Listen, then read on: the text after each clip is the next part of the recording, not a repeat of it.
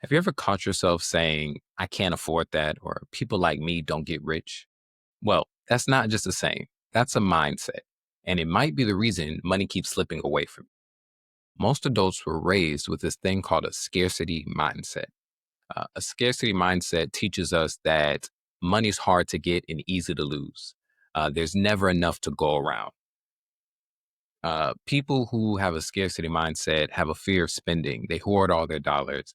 They say no to opportunities because they always fear whatever negative thing might come from that.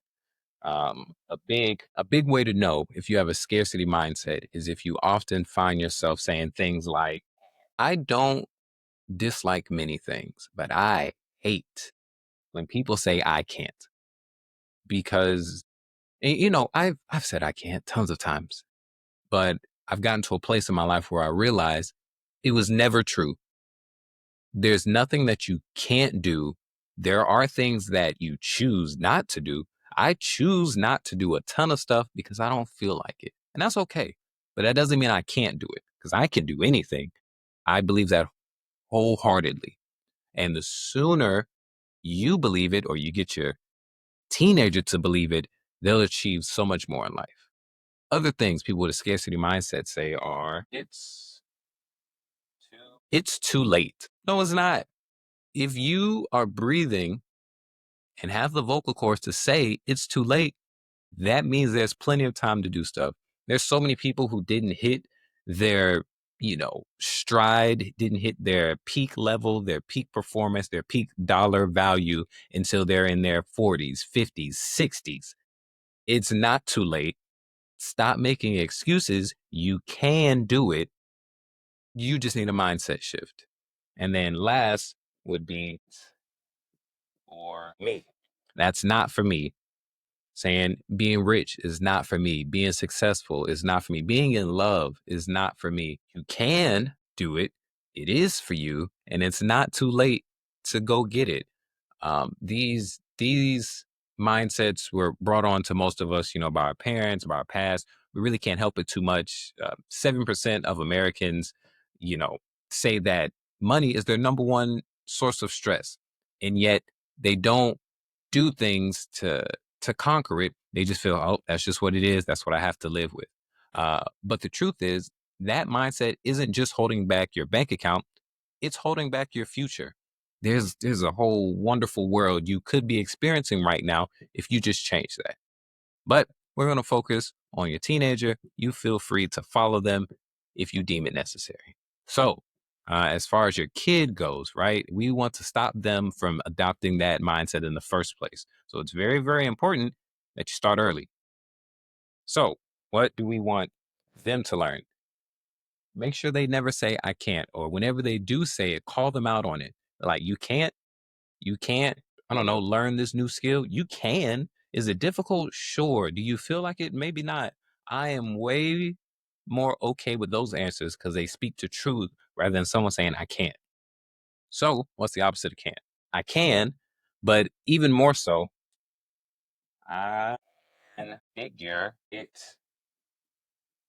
out. This. Stop saying you can't do stuff. Make sure your kids don't say they can't do stuff because they can and they can figure it out. It doesn't, in this world we live in, it's so easy to figure stuff out.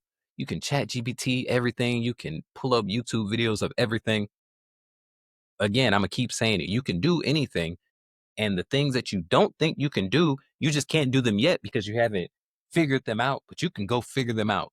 I guarantee you, I control my future. You do. Like, really internalize that. You control your future. Your past does not control your future. Honestly, your present controls your past and your future controls your present. What the heck does that mean, Darius? Well, really just open your mind up, stop saying that I'm wrong, and just imagine a world where I'm right. Okay, so your present controls your past. All the stuff that's happened to you in the past led to you being who you are right now. And you can perceive all those past events however you feel like it. Example, I don't know, fell and broke my leg when I was a kid. I could perceive that as a negative thing, and that's why I, am afraid to ride bicycles right now. Sure. Or my present self, the same self that decided to mark that as a negative, and say, you know what? That was a positive. Because I fell off my bike and broke my leg then, I dodged the car that was, driving by at that second, which would have killed me. So I look at it as a positive. It's like, cool, let me take that in. Let me be more cautious of my surroundings. That was just a little lesson. Or maybe what I messed up on my bike is like, oh, I shouldn't do that when I'm riding the bike. Now I can tell my kid, hey, when you're riding a bike, watch out for wearing baggy pants because they could get caught up, in the spokes or in the chain. And that's what caused me to fall off my bike and break my leg. Now I have a lesson that I can go teach my kids, other kids, multiple people to prevent them from hurting themselves. Whereas if I never would have hurt myself, I wouldn't give this lesson to other people. And possibly the 50, 100 other people would have experienced breaking their legs because nobody ever told them what not to do. It's all perspective. This is how I choose to look at things in my life. Makes me infinitely happy. I don't have any bad days. I either have a good day or a good lesson, and I'm fine with either. Thank you, God. So, uh, besides that, your future controls your present. How the heck does your future control your present? Your present controls your future. Nope. You decide right now because you control your future. You decide what you want in your future.